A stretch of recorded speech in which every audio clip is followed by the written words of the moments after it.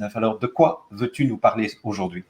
D'abord, oui, pour moi, c'est le cadeau que j'attendais depuis longtemps. Entendons-nous. C'était dit, c'était depuis 25 ans qu'on sait qu'il va nous tomber un truc sur la tête à un moment donné. On ne savait pas très bien quoi précisément, mais on savait c'était soit une guerre, soit une épidémie, soit un truc de climat, soit une grosse révolution dans les rues. Bon. En fait, c'était là, c'était pending, hein, c'était en attente. Et donc, je me réjouis, ça a l'air triste à dire, ou je veux pas choquer, mais je me réjouis. Ça fait des années que j'attends cela. Ça nous prend cela pour nous réveiller. Et tant qu'on est dans le confort, même si nous vivons dans une absurdité de travailler, souffrir, vieillir et mourir depuis des millénaires, on a réussi à trouver ça, ou trouver un certain confort, du moins en Occident, et à s'accommoder de l'inacceptable. Accepter l'inacceptable, mais s'accommoder, faute de savoir faire autrement. Alors, ça nous prenait un coup de massue qui est arrivé. Bon, qu'est-ce qu'on fait avec ça? C'est surtout, voilà, le coup de massue est arrivé. Qu'est-ce qu'on fait? Oui, qu'est-ce qu'on fait avec ça? C'est-à-dire, déjà, qu'est-ce qu'on a fait avec ça? Et là, je veux vous remercier, Tal, toi et tout le monde et toute votre équipe, et bien d'autres lanceurs et lanceuses d'alerte. Merci pour le travail énorme et soutenu et inlassable qui a été et que vous avez apporté pour réveiller les gens, pour les informer, les réveiller. Il y en a qui sont réveillés et il y en a qui sont très profondément endormis. Bon, ceci étant fait, qu'est-ce qu'on fait maintenant? Et je constate que plus on reste... Ah oui, je vais revenir un petit peu en arrière. Je me suis posé la question quand le coup de massue est arrivé et que j'ai vu quelle forme il prenait. Je me suis posé la question suivante. Est-ce que c'est nouveau, hein, 99% qui sont mis en esclavage par 1%, et les chiffres sont gros, c'est beaucoup moins, mais enfin, en gros, c'est ça. On va rester avec ça. 1% qui domine et exploite 99%. Est-ce nouveau qu'une infime minorité domine et exploite la majorité? Et la réponse, c'est non. Ça a toujours été. Ça n'est que plus intense ces temps-ci, mais ça a toujours été. Alors là, on a le choix parce que quand on voit une situation, un problème, mais moi je cherche la solution. Alors on a deux choix. Le choix entre deux choses. Soit qui sont des affreux, les 1%, on va rester avec les 1%, l'élite, le 1%, s'ils sont des affreux, des psychopathes et milliardaires par surcroît, bon, soit que les 99% ont aussi un problème ou font quelque chose. Lequel des deux qui est responsable? Eh bien, et c'est là où j'arrive à arrêtons de parler d'eux parce qu'on ne les changera pas. Et ça, c'est encore très fort. La population s'attend à ce que soit ils se rétractent, soit ils arrêtent, mais toujours en espérant que ça revienne comme avant. Or, avant, c'était pas le paradis. Hein. Mais on attend, on veut encore que le berger change, on veut que le gouvernement change, on veut que les lois s'assouplissent. Et bon, voilà, ça c'est pour le 1%, mais le 99% maintenant. qu'est-ce qui fait le 99%? Le 99%, il blâme le 1%. Plutôt que de tourner ce doigt à l'intérieur et de regarder qu'est-ce que moi je fais, 99%, qui permet à ce 1% de me dominer et m'exploiter. Et ça, on ne le fait pas. On ne le fait pas. Nous sommes encore, et quand je dis on ne le fait pas, je parle en général, hein, on est encore à attendre qu'un sauveur arrive. Il y en a qui l'attendent des États-Unis avec QAnon et puis Trump et compagnie. Bon, tout ça, un sauveur, hein, il va arriver. Bon, alors ça, on attend un sauveur. On attend les prochaines élections pour en mettre un meilleur. Écoutez, ça fait des milliers d'années qu'on fait ça. Ça n'a jamais rien changé, mais on continue à fonctionner avec notre vieux système de croyances qui nous a gardés dans l'esclavage tout ce temps-là, tout le temps. Alors, il y en a d'autres aussi qui disent « Ah, ben il va arriver quelque chose. » Ah, alors on attend. Et c'est extraordinaire de voir la passivité et la résistance. Ah oui, aussi, il y a aussi la résistance. Alors, en France, les Gaulois, et puis ici au Québec aussi, hein, on connaît ça, la résistance. Mais on a resté, ça nous a permis de survivre pendant des années, à chaque fois, il y avait une grosse guerre et machin, bon, on résistait, mais ça n'a rien changé. On est toujours au même point où une petite clique domine et exploite la majorité. Alors, qu'est-ce qu'on va faire? La majorité, et d'abord, qu'est-ce qu'on fait qui fait que nous sommes là? Alors là, la réponse, je me suis vraiment penchée là-dessus parce que ça ne sert à rien. On essaie encore de changer la manifestation, mais on ne va jamais à la racine du problème. Alors, c'est là que je me suis posé la question, qu'est-ce qu'on fait depuis des milliers d'années qu'on a toujours le même résultat? Mais ce qu'on fait depuis des années et des milliers d'années, c'est qu'on donne priorité à notre avoir sur notre être. Et ça crée quoi? Le désordre. Nous vivons dans le désordre. Et c'est donc le désordre que la minorité contrôle la majorité. Et ça a toujours été. Et on a toujours été dans le désordre. Et j'appelle, on pointe du doigt et on les traite de corrompus. Moi, j'ai du mal aussi avec ça. Ils sont corrompus. Et nous, que sommes-nous? Hein? La corruption, c'est quoi la corruption? Bien, c'est de donner priorité à mon avoir sur mon être. C'est d'accepter de nourrir mon avoir au détriment de mon être. Et quand je parle de mon être, je parle de mon âme, hein? Je parle de mon esprit, mon âme, mon esprit, et de donner priorité donc à mon avoir, à la matière. Et c'est ça la corruption. Nous sommes corrompus, nous avons aussi oublié qui nous étions, nous sommes l'esprit, et je vais revenir, on reviendra tout à l'heure si tu veux, mais nous sommes l'esprit créateur de l'univers.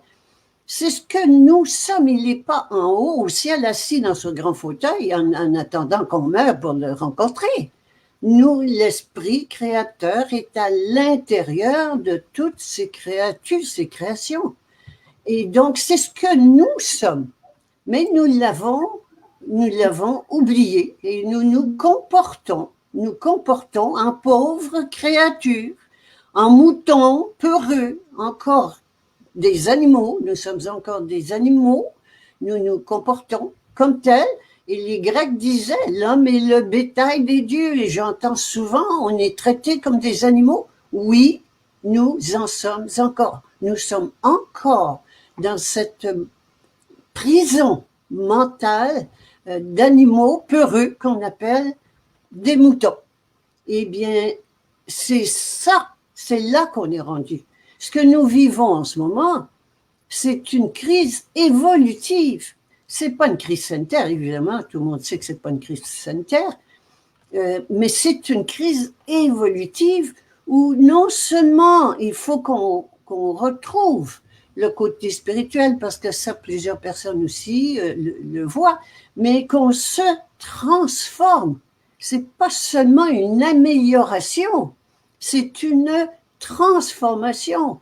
C'est une transformation, une révolution de conscience, où on se prenait, un peu comme l'exemple qu'on donne souvent, c'est la chenille qui devient papillon. Mais la chenille, elle fait quoi pour devenir papillon? Elle passe par le cocon, où toute la chenille se défait, elle se défait, il n'y en a plus, et de là émerge le papillon. Eh bien, c'est pareil, nous sommes rendus en tant qu'être humain, en tant qu'humanité, mais en tant qu'individu humain, nous sommes rendus à faire cette grande révolution. C'est une révolution individuelle où j'abandonne, je démets l'ancien gouvernement extérieur de ma vie, l'ego, rien à voir avec le premier ministre au Québec, je démets l'ego et j'instaure un nouveau gouvernement qui est l'âme. L'âme, c'est énorme, c'est énorme, c'est pas facile. Ça veut dire que c'est plus, je ne décide plus rien, je passe le pouvoir directeur de ma vie à mon âme et c'est elle qui décide. C'est vraiment une bascule énorme, c'est une transformation. Et en ce qui me concerne, je crois que l'humanité est rendue là. Voilà, c'était ce que je voulais te partager. Enfin, nous partager, nous sommes 4300 pour l'instant en ligne, malgré le fait que nous sommes toujours aussi censurés. Je voulais juste, avant qu'on te pose un tas de questions, reprendre cette image que tu as prise de la chenille qui se transforme en papillon, parce que ce n'est qu'il y a une dizaine d'années que j'ai découvert le véritable processus. Moi, je pensais que la chenille entrait dans son cocon et restait avec ses pattes, et puis son corps se transformait, et puis il y avait des ailes qui poussaient pour devenir un papillon. Et ce n'est qu'il y a une dizaine d'années que j'ai découvert que dans la chrysalide, toute la chenille se liquéfie littéralement et c'est un simple bouillon de matériel génétique qui est, donc il n'y a plus de corps, il n'y a plus de forme du tout et à partir de ce bouillon, à partir de ce liquide génétique, eh bien, va se reconstruire un papillon. C'est-à-dire qu'il y a un véritable, et donc quand tu dis que c'est un processus qui est extrêmement difficile, eh bien, je peux le confirmer à travers cette image parce que ça veut dire que quelque part, nous sommes invités à travers cette crise actuellement à tout perdre et à accepter de tout perdre si nous voulons effectivement rentrer dans une autre dimension. Voilà. Enfin, je voulais souligner cela parce que probablement que d'autres personnes ne le savent pas non plus, que cette chenille, en fait, c'est pas un continuum entre une chenille et un papillon où juste il y a des petits arrangements. C'est pas des arrangements qui se sont demandés, quoi. Hein. C'est Et ceci, merci de préciser, ceci me ramène à des bons souvenirs que je garde de nos prestations en France, Tal, et puis et avec toi aussi, Jean-Jacques. Je me souviens qu'une fois, j'avais commencé, et ça m'amène toujours un petit peu d'inquiétude. Et ça me rappelle justement ce moment-là où j'avais commencé, on se présentait les uns les autres, et j'avais dit, moi, je ne veux pas d'un monde meilleur. Je ne veux pas de plus de justice sur la terre. Je ne veux pas d'un enfer avec l'air climatisé. Je veux le paradis sur terre sans mort. Et c'est ça. C'est fini d'améliorer. J'entends, par exemple, j'entends souvent, oh, c'est la fin, c'est la fin d'une civilisation, et puis on va essayer de faire mieux la prochaine fois. Non, je n'en veux pas de mieux. Il n'y en aura pas de mieux. C'est fini, c'est le temps de se transformer. Et il faut que ça arrête. Il faut que ça arrête. Quand je dis il faut que ça arrête, il ne faut pas que arrête les 1%. Il faut que nous changions les 99%. C'est à nous de changer et à nous de prendre conscience que si nous sommes des esclaves, nous créons notre maître. C'est le maître qui crée l'esclave et non pas l'inverse. Alors, Tu veux dire c'est l'esclave qui crée le maître? oui, Oui. c'est l'esclave qui crée le maître. Donc, il n'y a que l'esclave qui puisse s'auto-affranchir. Ouais. On ne peut rien attendre du maître, surtout pas. Il a tout, il a ses avantages, il a ses privilèges. Il ne changera pas. Et les maîtres sont qui? Le maître temporel, hein, du côté matériel, le gouvernement, et du côté spirituel, les religions, les sectes, les ordres, etc. Et ils ne changeront pas, ils ont des avantages. Ils ne changeront pas. C'est à nous à changer, nous en tant qu'individus. Et quand nous changerons, la collectivité, la société changera. C'est un miroir, la société. Mais c'est une démarche individuelle qui requiert une décision individuelle. C'est gros et en même temps, c'est fascinant, c'est captivant. Voilà. Alors, Chloé, tu avais une question et puis alors, d'abord, j'aimerais reparler de la crise et qui est très assimilable à la chrysalide. Ça commence pareil et je trouve que c'est vachement intéressant ce que tu nous as dit, Jean-Jacques, parce qu'en fait, c'est exactement ça. On est dans une crise alide. Oui. Donc, on se transforme. Moi, j'aimerais, Guy, que tu nous réexpliques ou expliques pour les personnes qui te découvrent éventuellement maintenant, quel a été ton déclic pour te transformer? Comment ça s'est matérialisé et où tu en es maintenant? Est-ce que, comme Alice, tu as une carte d'être humain? Comment tu te débrouilles dans la vie de tous les jours?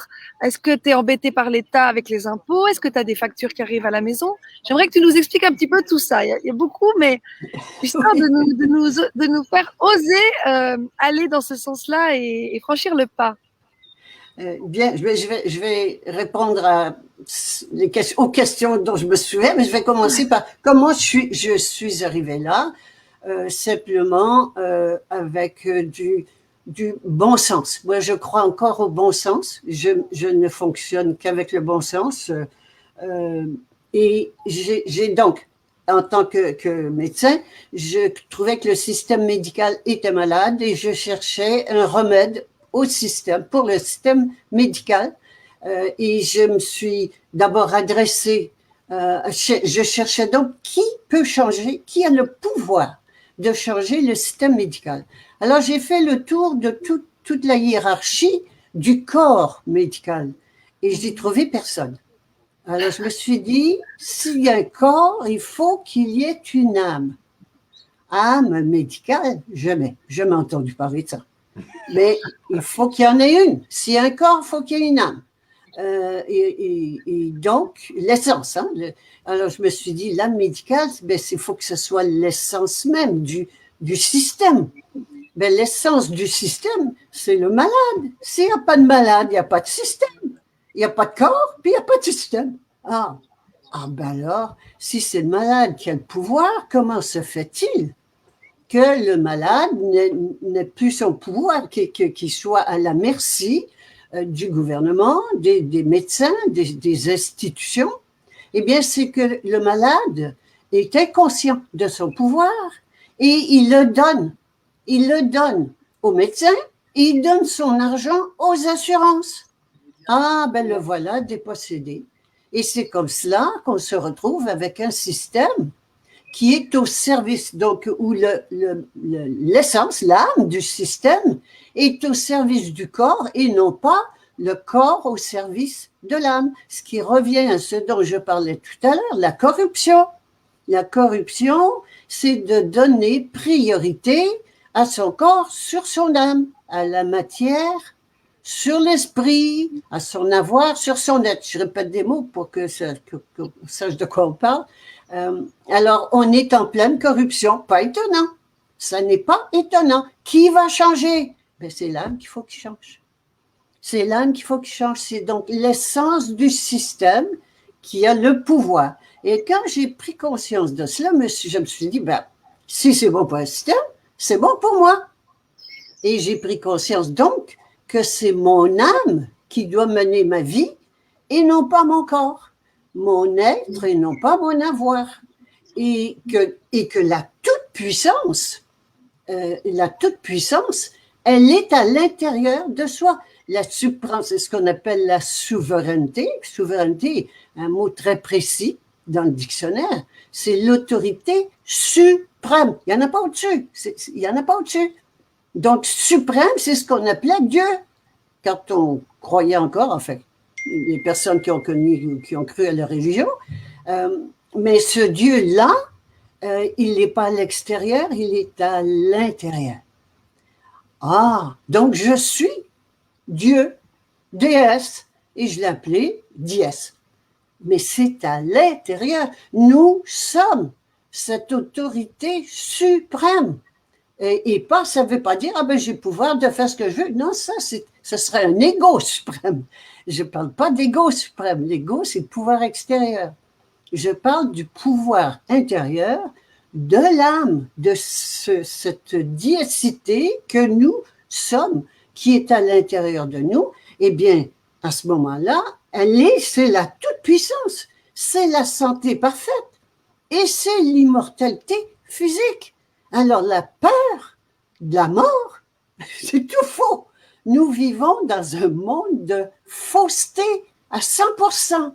Tout ce qu'on voit, qu'on fait, qu'on dit, qu'on pense est faux. Alors, voilà comment je me suis réveillée. Je me suis dit, bon, eh bien, je constate, je conclus que je suis dièse. Et si je suis dièse, ah ben, il faut que mon comportement change. Je ne peux plus continuer à me comporter comme je me comportais autrefois.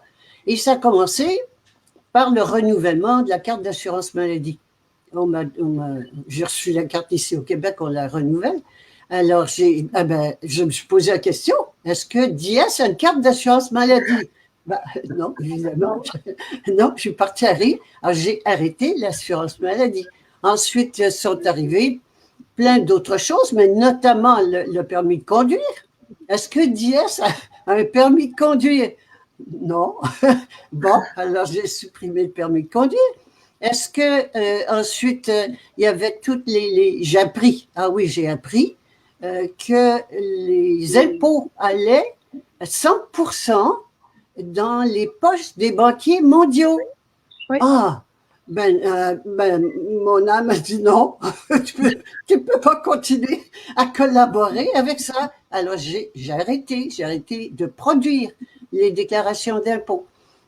Et ainsi de suite, ainsi de suite. Alors ça a été comme ça, et c'est encore comme ça, où je continue à chaque fois que mon âme me dit de faire quelque chose. Des fois, j'essaie de négocier un peu, au moins du temps, mais je le fais. Alors, j'ai pris conscience que l'autorité suprême, c'est mon âme, et je lui ai donné carte blanche. Au début, ça n'a pas été facile, parce que les vieilles habitudes, les vieux réflexes viennent. L'ego n'est pas content du tout. Il se rebelle beaucoup. Il revient à la charge sérieusement, régulièrement. Mais ça devient de plus en plus facile. Et est-ce que ça vaut la peine? Et la question ne se pose même pas. C'est ça, vivre. Le reste, c'est survivre. Lamentablement, non, plus jamais je retournerai en arrière. C'est impossible. Et les conséquences, Guy, est-ce que tu as des huissiers qui viennent à ta porte? Parce que je sais que tu as fait de la prison aussi. Est-ce que tu as encore des conséquences difficiles en ce moment? J'ai eu, quand j'ai arrêté de produire les rapports d'impôts, quelques années plus tard, le fisc, qu'on appelle le fisc ici, l'impôt, est venu m'envoyer des lettres. Mais entre-temps, j'avais appris qu'il y avait deux personnes. Et une personne juridique qu'ils appellent morale, c'est merveilleux, légale, qui n'existe pas, qui est une corporation, et qui a l'autre personne qui est la personne naturelle, en chair et en os, le bébé qui est venu au monde. Bon. Alors voilà, mais que les deux portent le même nom et que celle qui doit payer l'impôt, c'est la personne légale. Et que tout ce que nous possédons, toutes nos propriétés, appartiennent à la personne légale. Les personnes légales appartiennent à l'État. Donc, c'est comme ça que l'État est propriétaire de nous, de nos enfants, de tous nos biens et qui peut les saisir n'importe quand. Il existe un autre système de loi. Alors ça, c'est la légalité. Il existe l'autre système de loi qui est qu'on appelle la légitimité.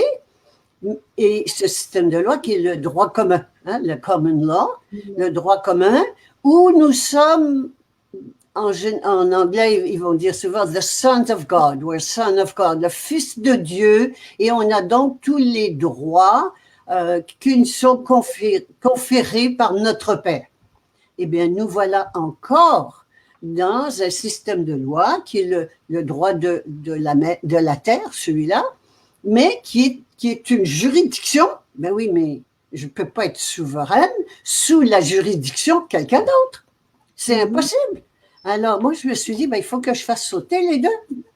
Il faut que je me débarrasse des deux.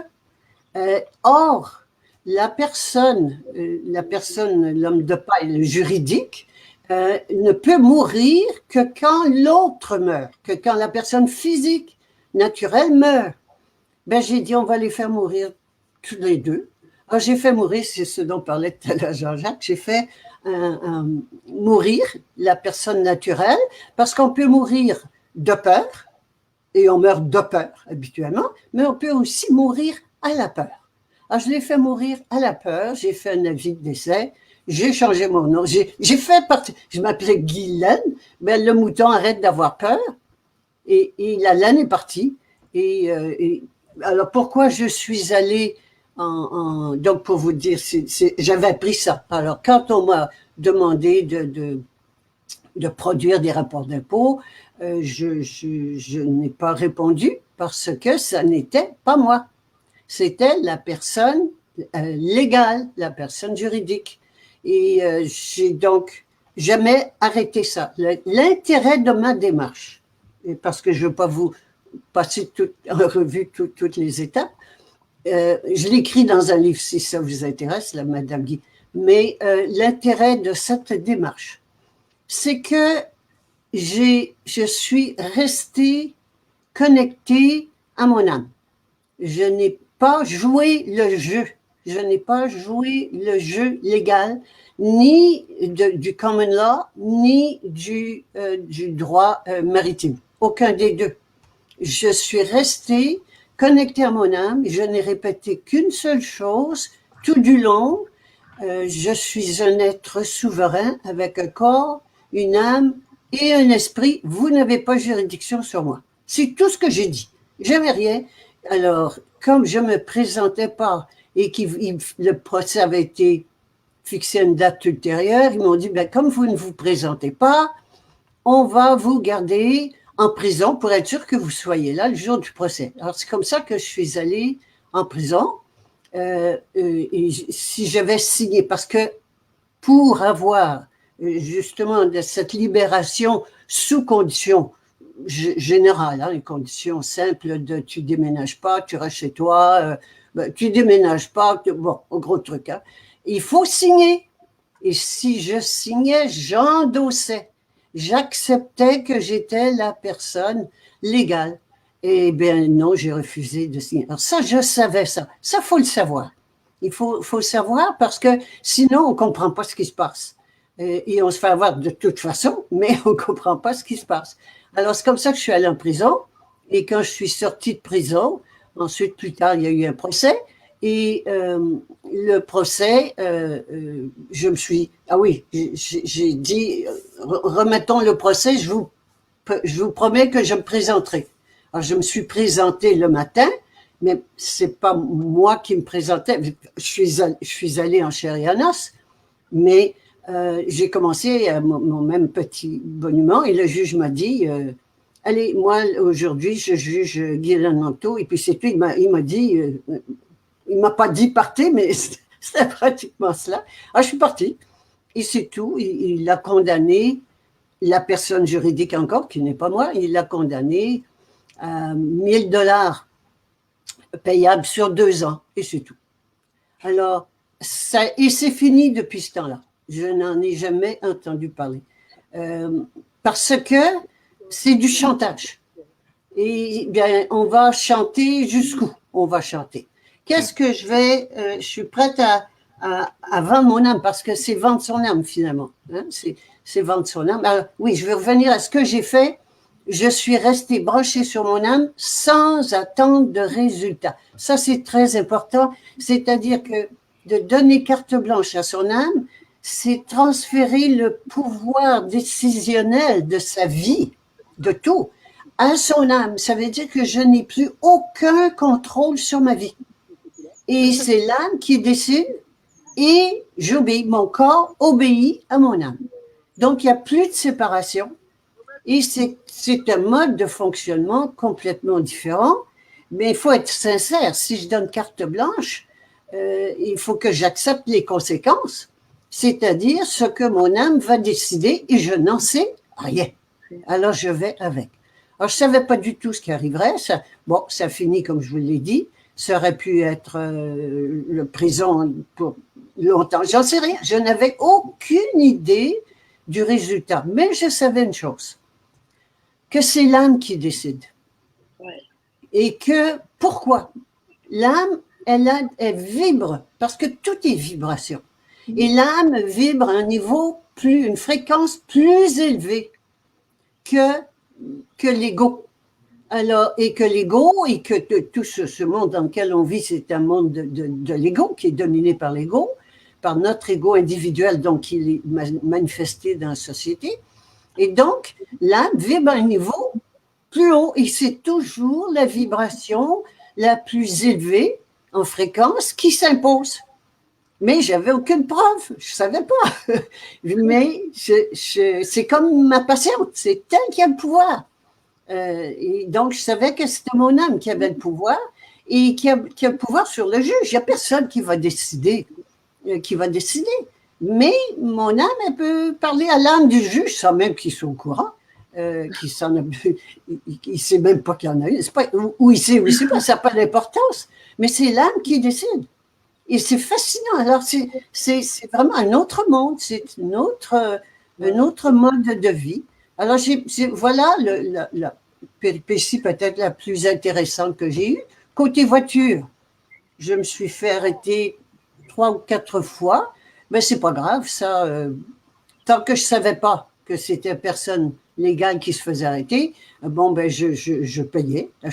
Je payais, hein, saisir la voiture 2 fois. Bon, mais c'est rien, c'est pas des gros trucs. Mais on a tellement peur qu'on ne pense même pas qu'on puisse le faire. Les gens me demandent des fois, comment fais-tu pour conduire une voiture sans permis? Ben, je dis, écoutez, j'ai développé une technique en 3 points. Je mets la clé dans le contact, je prends le volant et j'appuie sur l'accélérateur. Oh, c'est génial. On est tellement formaté,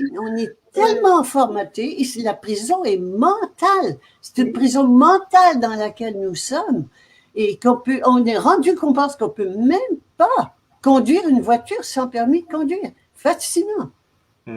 Fascinant. Alors voilà. Le reste, je fonctionne comme tout le monde. Je travaille, je gagne ma vie. J'ai pas de compte de banque, évidemment, depuis longtemps. Je fonctionne qu'en espèces ou en jeu. En espèces ou en jeu. Je peux pas collaborer avec les banques. Moi, c'est non. Je ne collabore pas avec les banques. Je collabore pas avec les médecins, avec le système médical. Je ne collabore pas avec le système légal. Et on arrête de collaborer. C'est tout. On ne peut plus continuer à collaborer avec un système pareil. On ne pense même pas. On est encore convaincu que ça nous prend un gouvernement. Mais on n'a pas besoin de gouvernement. Regardons, juste s'il n'y avait pas de gouvernement, ce serait chouette, hein? Ce serait chouette. Ben oui, on ne pense même pas qu'on peut vivre sans gouvernement.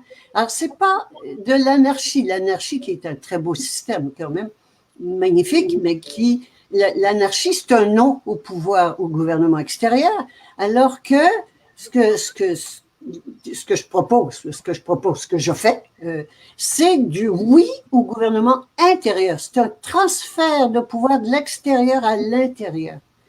Donc, à l'âme. C'est seulement un transfert de pouvoir. C'est vraiment ça dont il s'agit. Et c'est tout, mais il faut qu'on arrête de penser comme on pensait. On n'a pas besoin de gouvernement. J'entends personne remettre ça en question. Qu'est-ce qu'on attend? Qu'est-ce qu'on attend pour remettre tout ça en question? Notamment le gouvernement qui établit un monopole, le socialisme.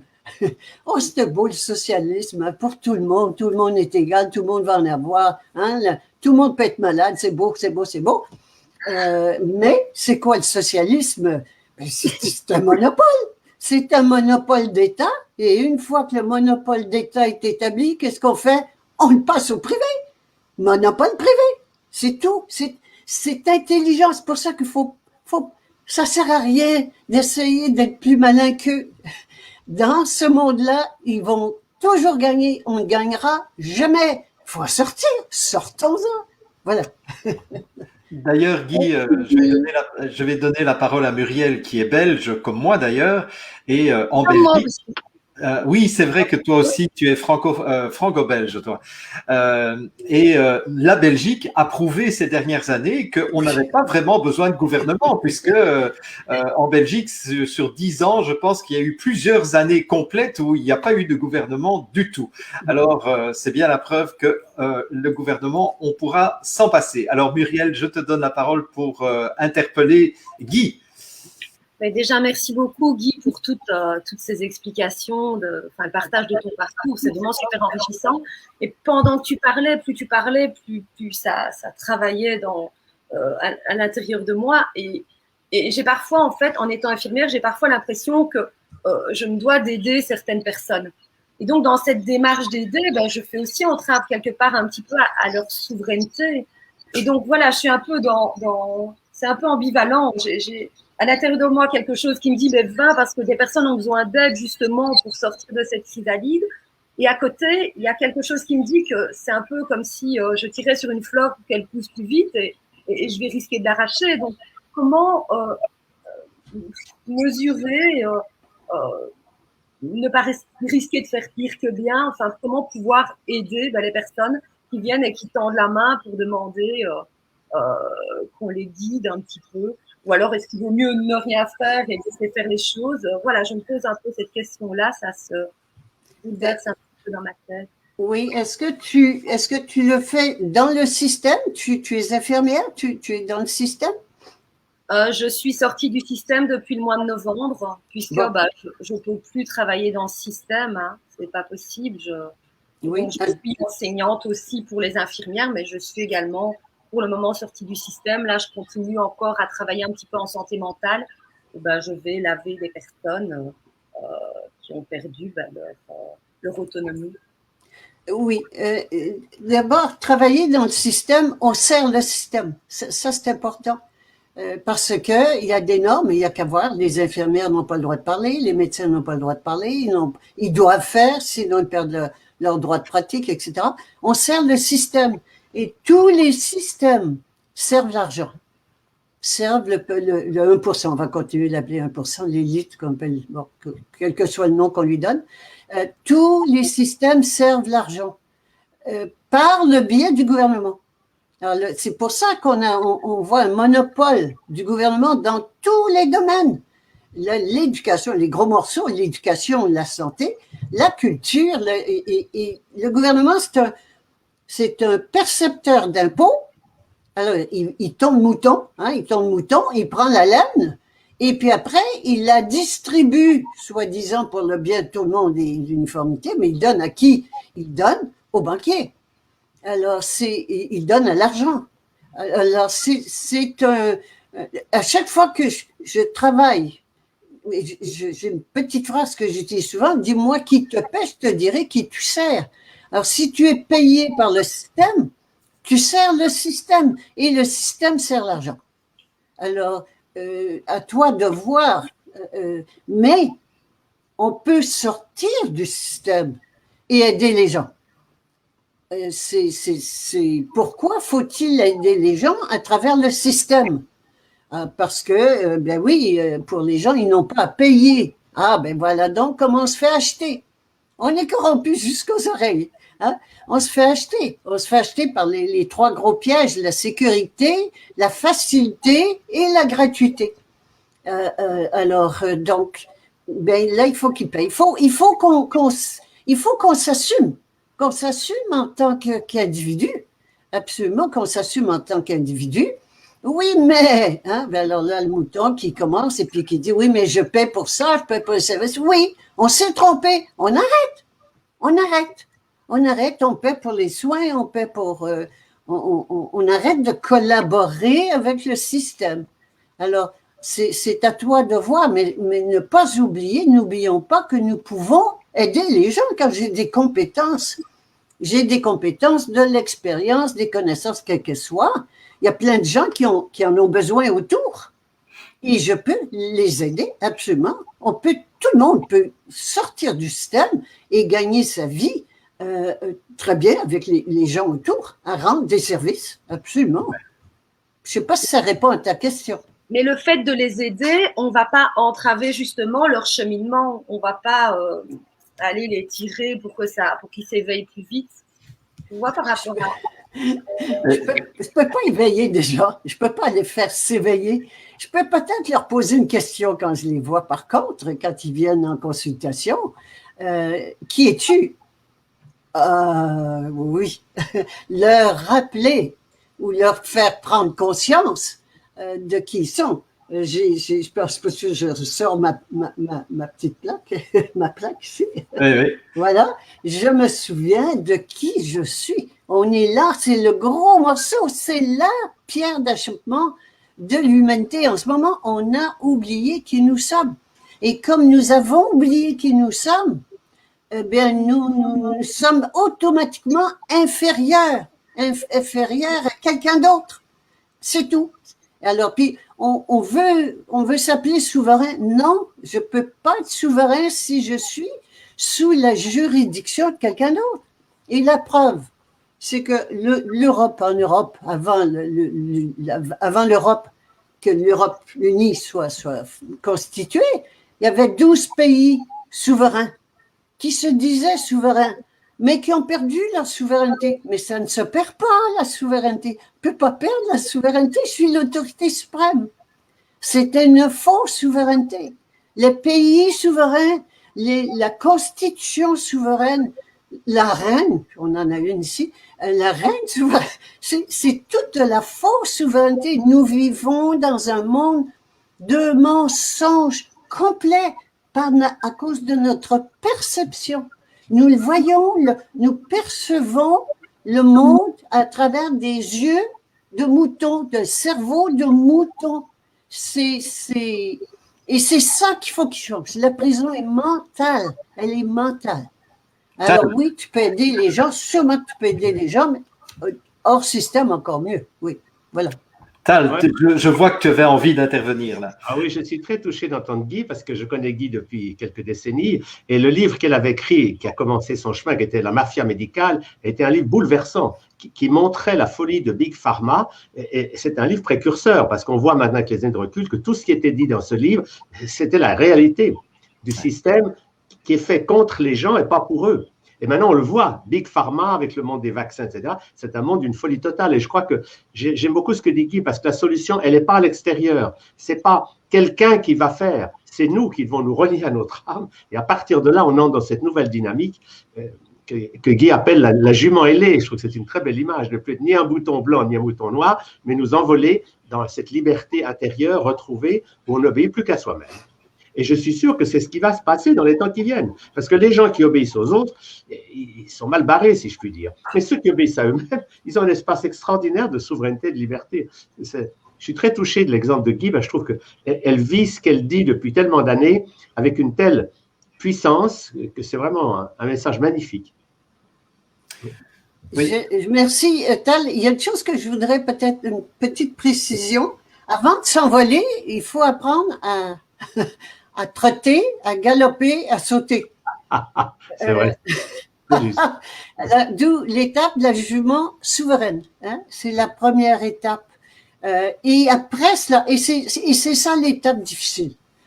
Ensuite, la jument ailée, qui peut à la fois, qui fait l'union en fait du ciel et de la terre, hein, de l'esprit et de la matière, la fusion.